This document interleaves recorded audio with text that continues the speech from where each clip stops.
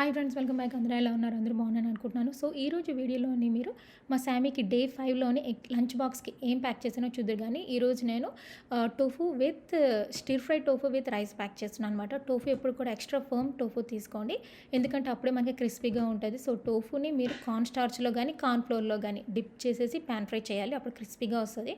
So ఇక్కడ నేను సాస్లో ఏం యాడ్ చేశాను అదంతా కూడా ఫుల్ వీడియో పెట్టాను, వెళ్ళి చూసేయండి. సో ఇక్కడ చిన్న ప్యాన్ కాకుండా పెద్ద ప్యాన్ తీసుకోండి, లేకపోతే ఇలా అంటుకుంటుంది. పెద్ద ప్యాన్ తీసుకోవాల్సింది, నేను తప్పు చేశాను. బట్ క్రిస్పీగా సేమ్ రెస్టారెంట్లోని మనం తింటాం కదా, ట్రయాంగిల్స్ అంటారు, టోఫు ట్రయాంగిల్స్, సేమ్ అలానే ఉంటుంది, చాలా బాగుంటుంది. సో ఇక్కడ నేను సాసుల్ని ఒక 5 minutes బాయిల్ చేసి అందులో స్ప్రింగ్ ఆనియన్స్ వేసాను, అదే ఉల్లికాడలు అంటారు కదా, అది వేసేసి బాయిల్ చేసేయండి. సో టర్న్ ఆఫ్ చేసేసి క్రిస్పీగా ఉండే టోఫుని ఇందులో వేసి మంచిగా ఇలాగ కలిపేయండి. అప్పుడు మీరు రైస్, అది ఆల్రెడీ రైస్ కుక్కర్లో పెట్టుకుంటారు కదా, రైస్ని ఫస్ట్ థర్మోస్లో వేసి అప్పుడు టోఫు సాస్ ఏమో అందులో వేయండి. Mouth watering, so yummy.